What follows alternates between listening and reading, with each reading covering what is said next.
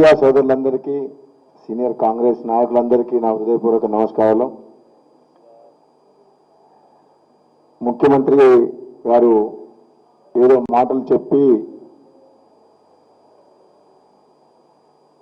ప్రజా vote bank రాజకీయాలతో కొన్ని పథకాలు పెట్టి రెండోసారి అధికారంలోకి వచ్చిన తర్వాత ఆయన ప్రవర్తిస్తున్న తీరుని, మాట్లాడే విధానాన్ని అసెంబ్లీలో కానీ బయట కానీ ఈ అనైతికమైన పార్టీ ఫిరాయింపులను ప్రోత్సహించుకుంటూ ప్రజాస్వామ్యాన్ని ఏ విధంగా కూని చేశారో ఈరోజు తెలంగాణ సమాజం మొత్తం ఆలోచన చేస్తుంది. ముఖ్యమంత్రి గారు అంటారు, కేటీఆర్ గారు అంటారు, మా టీఆర్ఎస్ పార్టీ ఎంపీ అభ్యర్థుల ముఖం చూడకండి, కేసీఆర్ ముఖం చూడకండి చెప్పిండు. అంటే దాని అర్థం వాళ్ళు డమ్మీ క్యాండిడేట్లు, ఈయన ఒక్కడే. అటువంటిప్పుడు మరి ఎంపీ క్యాండిడేట్లు ఎందుకు? మరి ఎన్నికలు ఎందుకు? నీ పేరు మీద ఎన్నికలు జరగాలంటుండ్రు. మంత్రులు అవసరం లేదు, ఎంపీలు ఎమ్మెల్యేల ముఖం చూడాల్సిన అవసరం, నీ ముఖం నీ కొడుకు ముఖం చూసి ఓట్లు వేయాలంటుండ్రు.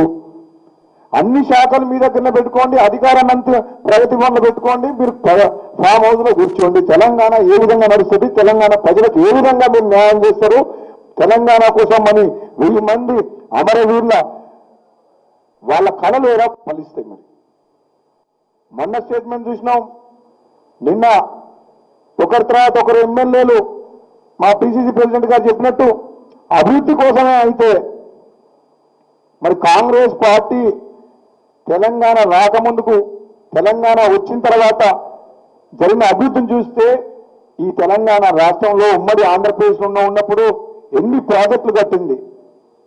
ఒక ఆంధ్రప్రదేశ్ కాదు, యావత్ భారతదేశంలో 120 ప్రాజెక్టులు కంప్లీట్ చేసి కోట్ల ఎకరాలకు సాగునీరు అందిన కాంగ్రెస్ పార్టీ కాదా? ఈరోజు అతనికి ఒక్కడికే తెలివి ఉంది, ఇంజనీర్లకు తెలివి లేదు, అధికారులకు లేదు.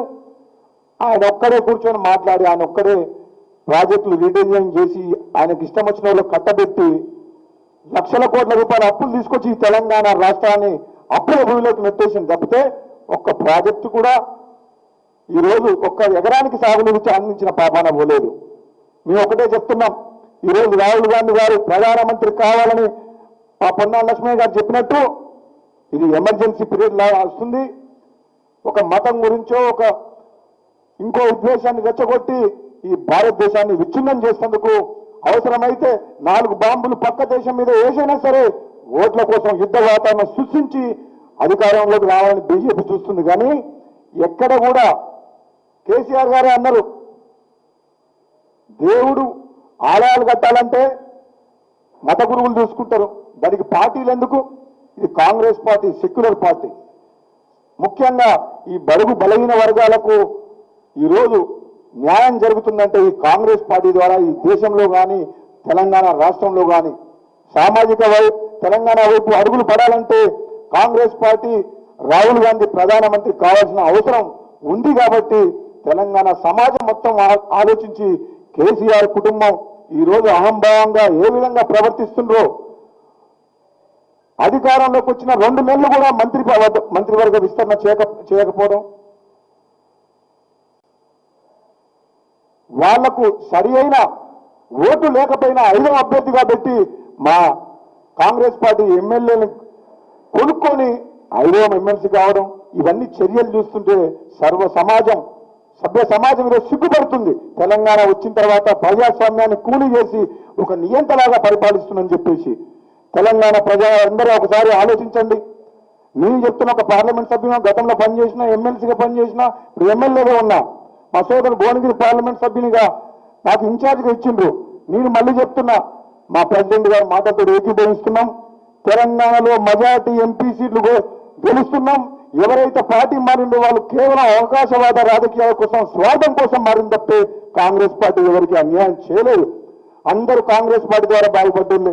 ఒకసారి టికెట్ రావచ్చు, రాకపోవచ్చు, కానీ ఎప్పుడో ఒకసారి కాంగ్రెస్ పార్టీ ద్వారా పదవులు అనుభవించిన వాళ్ళు ఈరోజు ఏదో ఒక వంక చూపించి పార్టీ మారుతుంది తప్పితే అందులో వాళ్ళ స్వార్థం ఉంది తప్పితే పార్టీ రాహుల్ గాంధీ గారు తీసుకునే నిర్ణయాలు ఎక్కడ కూడా తప్పు లేదు. మళ్ళీ చెప్తున్నా, సారు 16 అంటుండ్రు. ఒకవేళ 16 సీట్లు టీఆర్ఎస్ గెలిస్తే నేను దేనికైనా రెడీ. అది కేసీఆర్ గారు కానీ కేటీఆర్ కానీ కాంగ్రెస్ పార్టీ తరఫున చెప్తున్నాను. 16 రాకపోతే మీరు ముక్కు నేలకు రాస్తారా? మీరు దీని ఛాలెంజ్ తీసుకుంటుందా? భువనగిరి గడ్డ మీద కాంగ్రెస్ జెండా ఎగురుతుంది. ఒక మాజీ పార్లమెంట్ సభ్యునిగా నేను చెప్తున్నా, ఇన్ఛార్జిగా తప్పకుండా మా భువనగిరి పార్లమెంట్ నియోజకవర్గాన్ని గెలిపించుకుంటామని చెప్పి ప్రజలందరూ కూడా మీరందరూ కాంగ్రెస్ పార్టీని ఆదరించాలని కూడా తెలంగాణలో ఉన్న అన్ని పార్లమెంట్ స్థానాలతో పాటు నల్గొండతో స్థానంతో పాటు అన్ని స్థానాలతో పాటు ముఖ్యంగా నేను ఇన్ఛార్జిగా ఉన్న భువనగిరి స్థానాన్ని కూడా తెలంగాణ భువనగిరి నియోజకవర్గ ప్రజలు గెలిపించాలని నేను కోరుకుంటున్నాను. Thank you.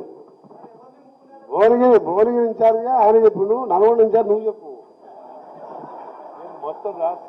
ఏమంటావు? నేనేమంటున్నా, ఒక్కటే అంటున్నా, మాకు ఒకటే మాట వినబడుతుంది రోజు పేపర్ల టీవీలో, సారు 16 కారు.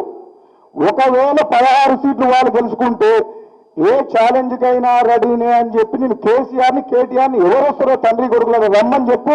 16 సీట్లు వాళ్ళు గెలిచినట్టయితే నేను పార్టీ తరఫున ఒక వ్యక్తిగా రాజగోపాల్ రెడ్డి మునుగోడు భువనగిరి పార్లమెంట్ ఇన్ఛార్జిగా నేను ఛాలెంజ్ విసురుతున్నా. నిజంగా దమ్ముంటే ధైర్యం ఉంటే వాళ్ళు ఏదైనా చెప్పండి, నేను రెడీగా ఉన్నా అని చెప్తున్నా. Thank you.